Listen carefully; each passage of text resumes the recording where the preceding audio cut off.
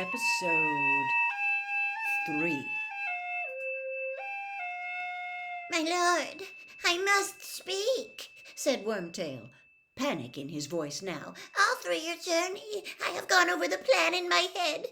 My lord, Bertha Jorkin's disappearance will not go unnoticed for long, and if we proceed, if I curse, if, whispered the second voice.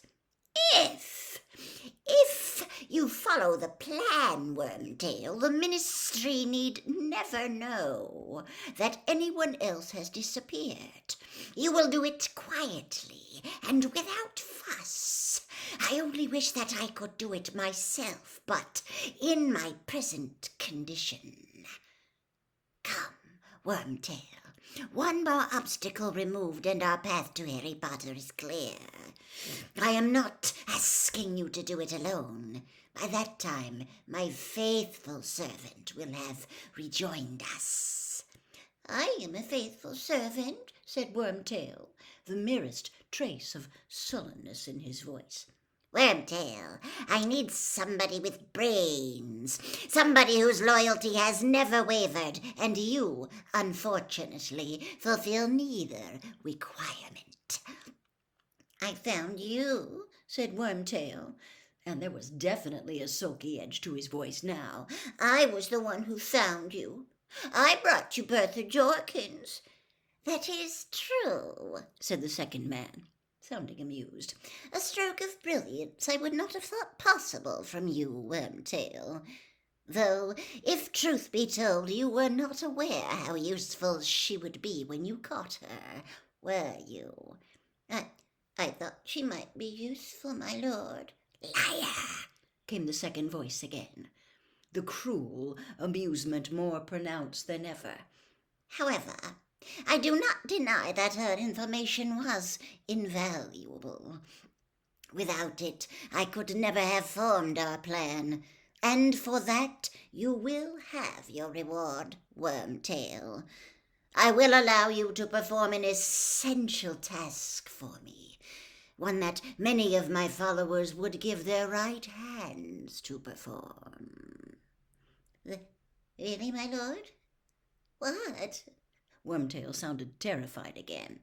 Ah, Wormtail, you don't want me to spoil the surprise. Your part will come at the very end. But I promise you, you will have the honor of being just as useful as Bertha Jorkins. You... Wormtail's voice suddenly sounded hoarse, as though his mouth had gone very dry. You're going to kill me too? Wormtail, said the cold voice silkily. Why would I kill you? I killed Bertha because I had to. She was fit for nothing after my questioning. Quite useless. In any case, awkward questions would have been asked if she had gone back to the ministry with the news that she had met you on her holidays. Wizards who are supposed to be dead would do well not to run into Ministry of Magic witches at wayside inns. Wormtail muttered something so quietly that Frank could not hear it, but it made the second man laugh. An entirely mirthless laugh, cold as his speech.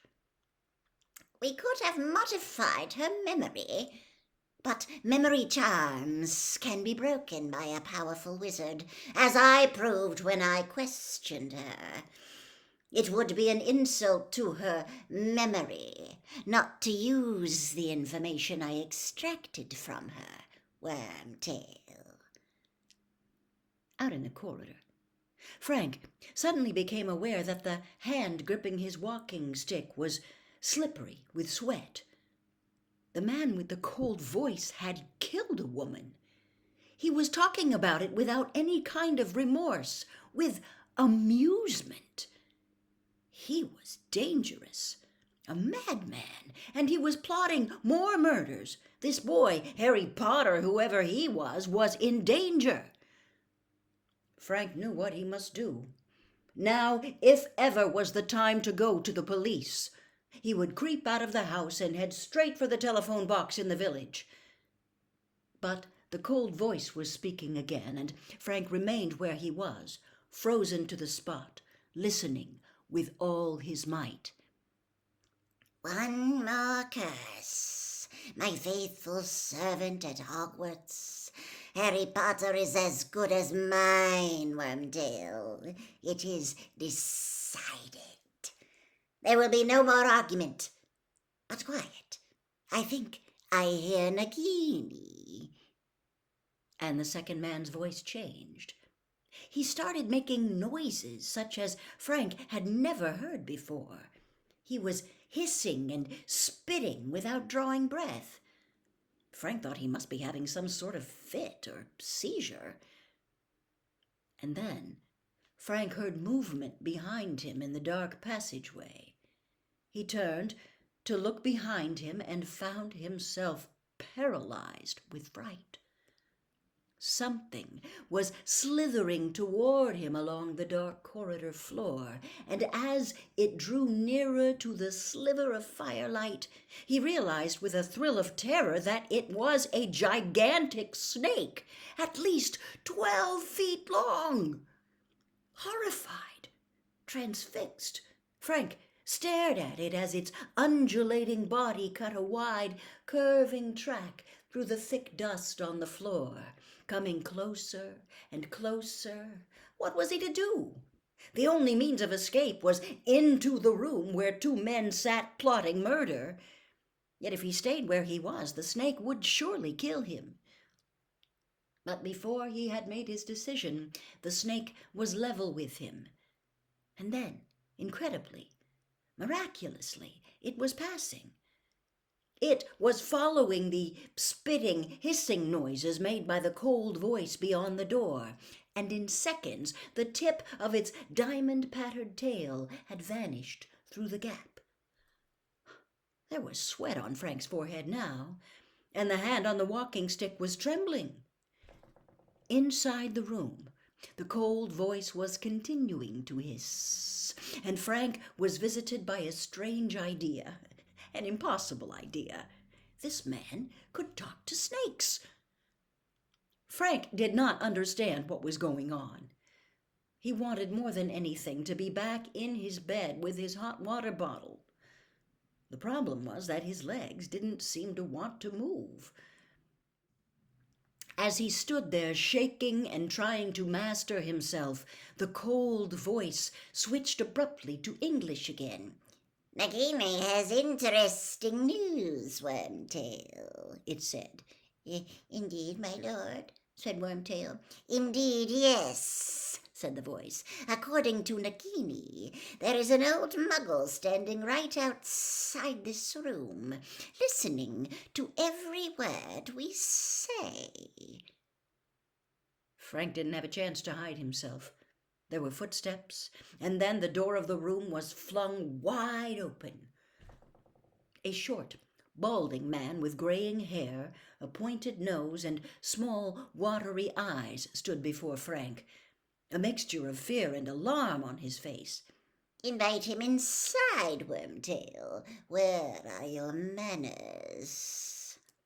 The cold voice was coming from an ancient armchair before the fire, but Frank couldn't see the speaker. The snake, on the other hand, was curled up on the rotting hearthrug like some horrible travesty of a pet dog. Wormtail beckoned Frank into the room. Though still deeply shaken, Frank took a firmer grip upon his walking stick and limped over the threshold. The fire was the only source of light in the room. It was casting long, spidery shadows upon the walls. Frank stared at the back of the armchair. The man inside it seemed to be even smaller than his servant, for Frank couldn't even see the back of his head. "You heard everything, Muggle," said the cold voice. "What's that you're calling me?" said Frank defiantly, for now that he was inside the room, now that the time had come for some sort of action, he felt braver. It had always been so in the war.